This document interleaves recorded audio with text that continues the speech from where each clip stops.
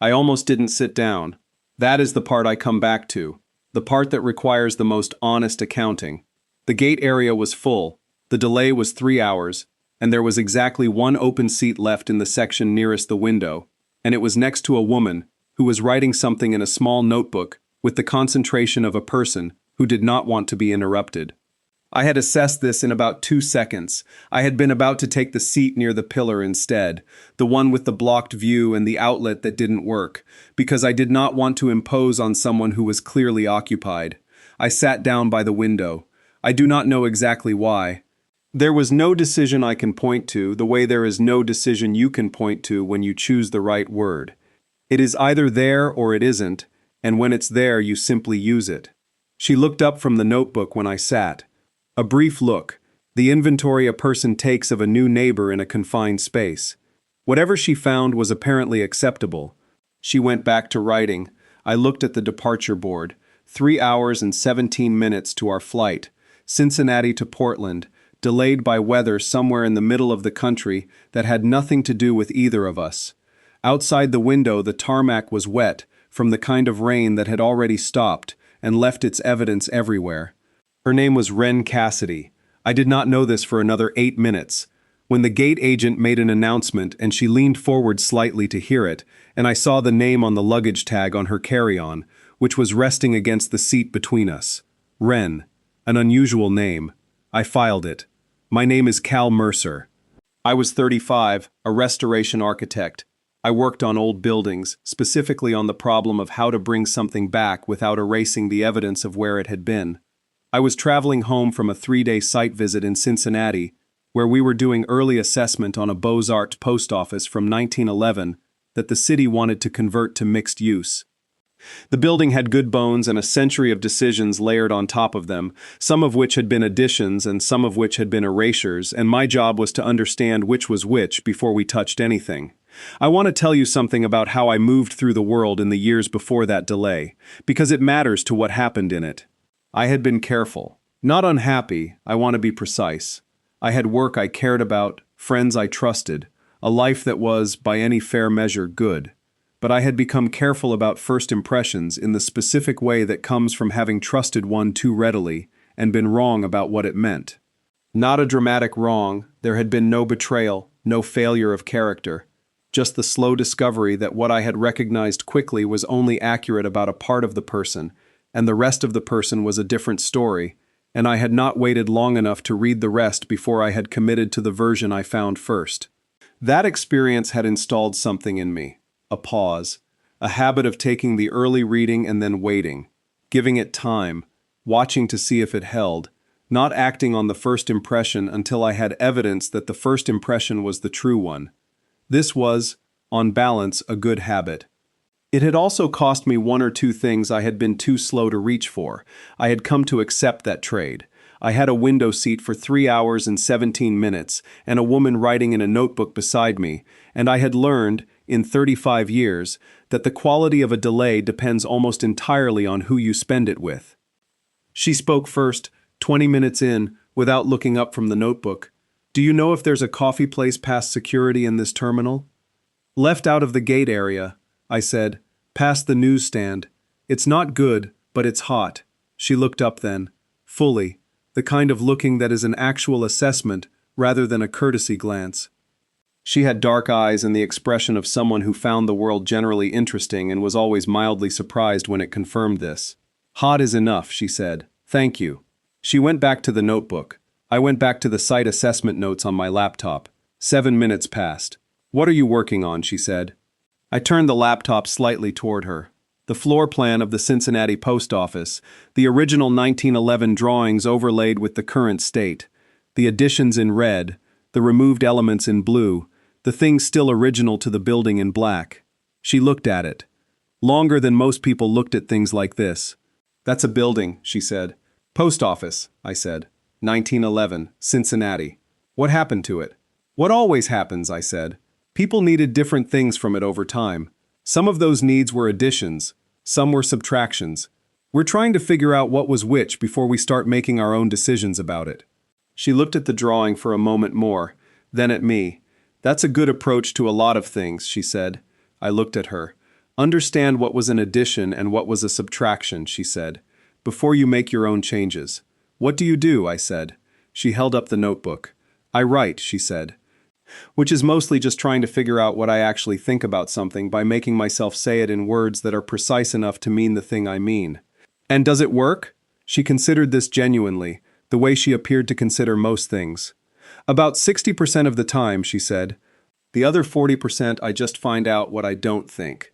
That's useful too, I said. It is, she said. It's slower, but it is.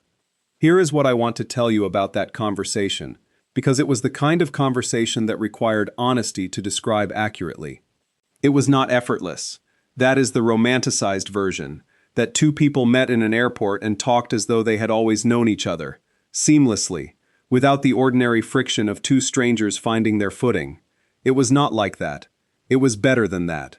It had the particular texture of two people who were both paying close attention and occasionally saying something that landed in the wrong place and adjusting for it, who were learning each other in real time, in the way that matters more than ease, because ease can be performed and learning cannot. She was a novelist, not a struggling one. She had published 2 books, the second of which had done well enough that she no longer described herself with the qualifier she had apparently used for years, which was trying to be. She wrote about architecture, she said, or rather her second book had been about a building, a decommissioned church in a small Ohio city, and what happened to the people who had organized their lives around it when it closed. She had spent 8 months inside that building before she wrote a word of the book. Why 8 months? I said. I needed to know what it felt like, she said, not what it looked like, what it felt like to be in a space that used to mean something and had stopped, whether the meaning was still there in some form, or whether it was really gone. I thought about the post office in Cincinnati, the atrium that had been drop-ceilinged in the 70s, the original coffered plaster above it still intact but invisible, waiting. Was it still there? I said. Parts of it, she said. The light. The light was still there. Everything else they'd done to it over 60 years, but they hadn't figured out how to change the light. End quote. I looked at her. She looked at the notebook. That went into the book, she said. Almost word for word. That should be, I said. She looked up. The expression I had been cataloging for an hour, the one that was not quite a smile, the one that landed somewhere more considered than pleasure, the one that I had started to understand was her specific expression for things she had already thought, and was now hearing reflected. You read the book? She said. I don't know the book yet, I said, but that should be in it. She was quiet for a moment. Then, it is. That was the moment I understood what kind of conversation this was. Not the content of what she said, the fact that it confirmed something I had assessed without the data to confirm it. My first impression, reading her read that floor plan, had been that she saw what things were actually saying rather than what they appeared to say. She had just told me the same thing about her own work without framing it as a claim. It was simply what she did. It was what I did, in different materials. I had spent 3 years being careful about first impressions. I was 40 minutes into the most accurate first impression I had ever had. I did not rush toward the conclusion. I stayed with the conversation and let it do what it was doing. The coffee run happened at the 90-minute mark. She went. I held her seat and her carry-on. She came back with 2 cups, which I had not asked for, and which she handed me without discussion, the way you hand someone something when you have already decided they should have it. You guessed right, I said. About the coffee? Hot but not good. She sat down. She wrapped both hands around the cup. It is genuinely terrible, she said. Thank you for the warning. You went anyway. I needed to walk, she said. I've been sitting since 6 this morning. She looked at the departure board. 1 hour 43. 1 hour 43, I said.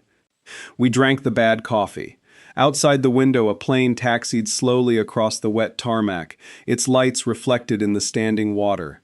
She watched it the way she watched most things, not passingly but with attention, like she was giving it consideration it may or may not have earned. I watched her watch it.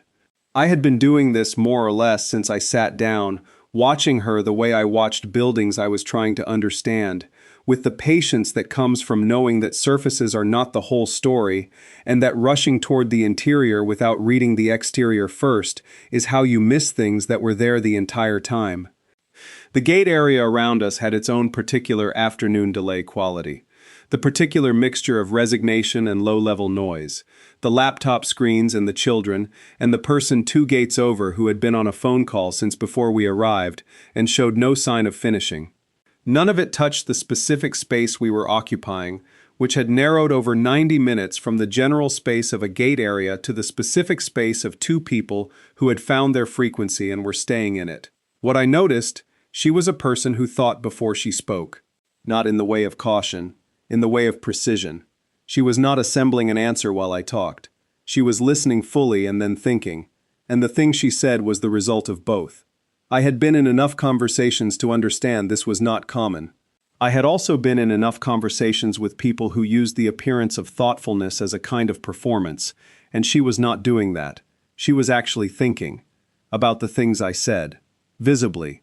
This was, I want to be clear, one of the more attractive things I had ever encountered in a gate area. The other thing I noticed, she had looked at the post office drawing the way she looked at everything, like it was worth the full attention, like it was saying something she was interested in hearing, like she would not leave until she had understood at least the main thing it was trying to say. I had spent 35 years working on buildings that most people walked past without looking at. She had spent 8 months inside a closed church understanding what happened to the light. We were, in the language of the airport departure board, going to the same place. At some point in the second hour, she put the notebook away. I closed the laptop. We were past the point where the props of what we had been doing before we started talking were necessary, and we had moved into the kind of conversation that exists in its own space, self-sustaining, not requiring the pretense of the other activity. She told me about the third book. Not the plot. She said she never talked about the plot until it was written, because talking about it before was a way of releasing the pressure that writing required. She told me what it was about underneath the plot, which was a question she had been sitting with for 2 years. What does a person become when the place that made them is gone? Not the people, the place, the building, the neighborhood, the specific geography of a childhood that no longer exists in the form in which it existed. What do you do with the self that was shaped by something the world has since erased? I sat with that for a moment. You restore buildings, she said. Do you think that's why? Why what? Why you do it? She looked at the floor plan, which was still on my screen, dark now. Whether you're trying to answer that question in a different material. I looked at her. That was the moment. Not a dramatic one. The gate area was still full. The PA system was making announcements. A child 2 rows over was negotiating loudly with a parent about the nature of screens. None of that stopped. The moment was not about the world going quiet. It was about 2 people in the middle of ordinary noise suddenly being in a more specific place than they had been 30 seconds before. I hadn't thought about it that way, I said, which was true. I had thought about it in other ways, as craft, as ethics, as the obligation a building's history places on anyone who touches it. I had not thought about it as an answer to a question I was asking personally. I think you have, she said. Not in those words. I looked at her for a moment. Like a man who has been careful about first impressions for a long time and is standing at the edge of understanding that this one was correct. Maybe not in those words, I said. She looked at the departure board. 1 hour, 4 minutes. There it was. Not the question she asked. The fact that she had seen something in the drawing, in the overlaid lines of original and altered and lost, that I had been seeing for 20 years without naming, the fact that she had named it in 4 words and they were exactly right. I had spent a long time being careful. I was standing at the end of the careful part. At boarding, she stood up and I stood up, and we were both, for a moment, returned to the practical circumstances, the carry-ons, the boarding passes, the queue that was forming with the specific choreography of airport queues everywhere. She was in a different boarding group. I was in 2, she was in 4. We said the things you say at the end of a conversation that has been good but is now over, that it was a pleasure, that the delay hadn't been entirely a delay. She said she hoped the post office went well. I said I hoped the third book answered its own question, which made her smile in a way that was the full version of the expression I had been seeing pieces of for 3 hours. And then she turned to join the queue for group 4. And then she turned back. She was holding a folded piece of paper. Torn from the notebook, I could see the clean edge of it, the spiral perforation, the slight wrinkle from having been in the bag. She held it out. I took it. I knew what it was. "I've had it written since we met," she said. I looked at the paper, then at her. Not because I needed to verify what was on it, because of what she had said. Since we met. Not since we started talking, not since the conversation turned, not since the post office or the church or the third book. Since the moment I sat down beside her in a gate area at Cincinnati Northern Kentucky International Airport with a laptop and a blocked outlet and 3 hours and 17 minutes and an open seat I had almost not taken. She had written the number at some point in the first few minutes. In the notebook, on a page she had then torn out and folded and put in her bag and carried through the entire conversation, waiting. Not because she was certain, because she hoped. "You've been carrying that the whole time," I said. "I wasn't sure I was going to give it to you," she said. "I wanted to see." "See what?" She looked at me steadily, the way she looked at things that deserved the full attention. "Whether you were the kind of person who sits down next to someone writing in a notebook," she said, "because you actually wanted to sit there. Or because it was just the available seat." I held the folded paper. "I almost took the one by the pillar," I said. "I know," she said. "I noticed." The corner of her mouth. "You still sat here." My boarding group was called while she was still standing there. I held the paper the whole way down the jetway, which is not a thing you do with a piece of paper when you are not afraid of losing it. I found my seat, window, as I had paid for, as I always paid for because I was a person who needed to see where I was going. I looked out at the wet tarmac, the same tarmac I had watched her watch 2 hours before. She was 4 rows behind me. I knew this without looking. I sat with the paper in my hand for a moment, in the way I sat with buildings I was still understanding, not rushing to interpret, not filling in the meaning before I had the full picture. Then I opened it. The number in her handwriting, which was precise and slightly angular, the handwriting of someone who had written millions of words by hand and had made peace with efficiency without sacrificing legibility, the handwriting of a person who valued both the speed and the accuracy. And underneath the number, 3 words I had not expected. The light stayed. I read it twice. The light. From the church. The thing that remained when everything else had been changed. She had spent 8 months inside that building understanding what happened to the light. And she had written, on the piece of paper she had been carrying since the beginning of the conversation, not just the number, but the answer. Not the answer to the book's question. The answer she had arrived at inside the building, in 8 months of looking, which was the thing she had told me, and which I had understood immediately, and which she had known I understood, and which she had decided was worth writing down and giving to me even before she was sure she would.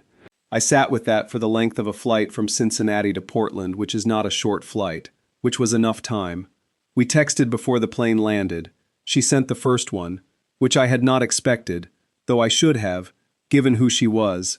Given that she had been carrying a folded piece of paper in her bag for 3 hours, waiting for the right moment to give it.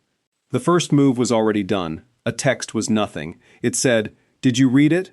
I wrote back, "Both things." A pause. Then, "Good." The second one I wasn't sure about. "It was the better one," I wrote. Another pause. Longer. "I know it was," she said. "That's why I wasn't sure." That was the beginning. Not of a story. Of the continuation of something that had already been going on for 3 hours and 17 minutes, in a gate area, with a notebook and bad coffee and a drawing of a building I was trying to understand without erasing. She published the third book 11 months later. It opens in an airport. The first line is, "I have had it written since we met." I asked her once if she had known, when she wrote it in the notebook, that it would become that. She said she hadn't known anything. She had just written what was true, which was what she always did, and the rest of it had arranged itself around that. I think about that when I work on the old buildings, the ones with the layers of addition and subtraction, and the original bones underneath all of it. The part that was always true, the part that the light still finds, no matter what was done to the surface above it, not despite the changes, because of what they couldn't change. Have you ever been in a conversation with someone and realized, somewhere in the middle of it, that something had already been decided before it started? And did you know what to do when you found out? Tell me your story in the comments. If this one stayed with you, leave a like, subscribe, and I'll see you in the next video.